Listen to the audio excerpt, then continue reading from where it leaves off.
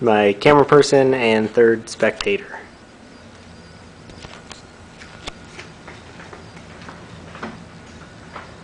Thank you guys for coming out today, for helping me out with this presentation on high cholesterol.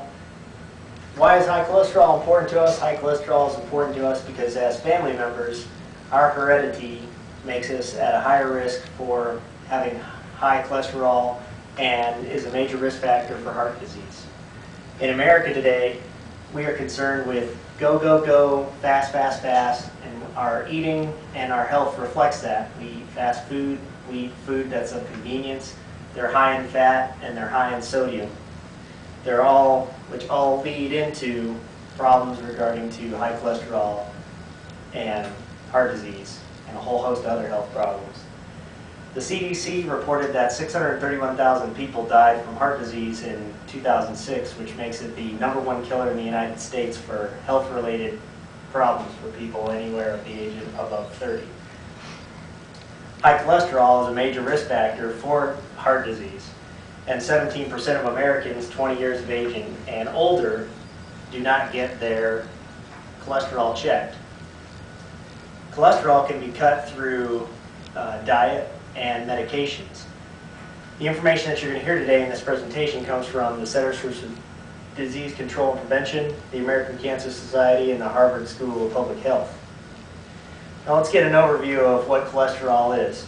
There's 3 types of cholesterol. There's LDL, which is low-density lipoproteins, high-density lipoproteins, which is HDL, and triglycerides.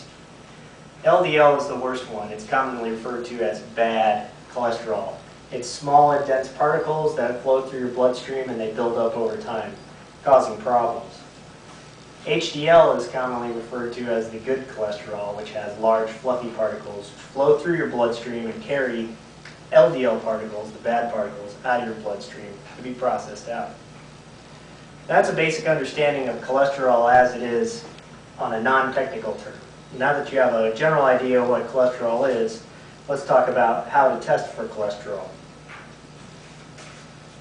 The CDC recommends that as an adult you get your cholesterol checked at a minimum every 5 years, or preferred once a year through an annual physical.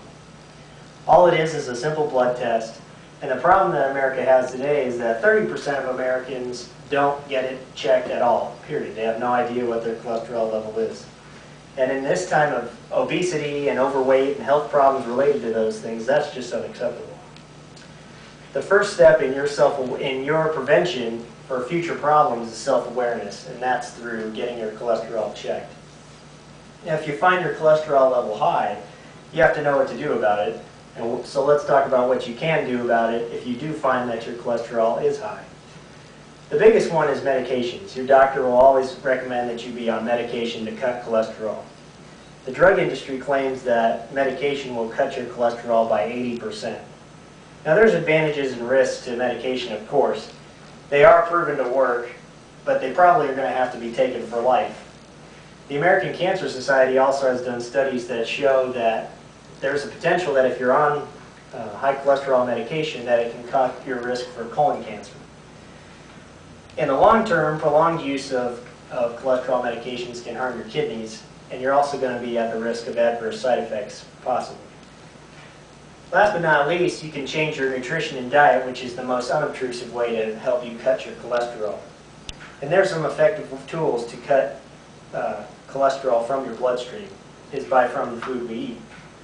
Cholesterol doesn't dissolve in your bloodstream, and it comes from specifically the food you eat. The food you intake, you process it, the cholesterol that's in that food and fat heads out into the bloodstream.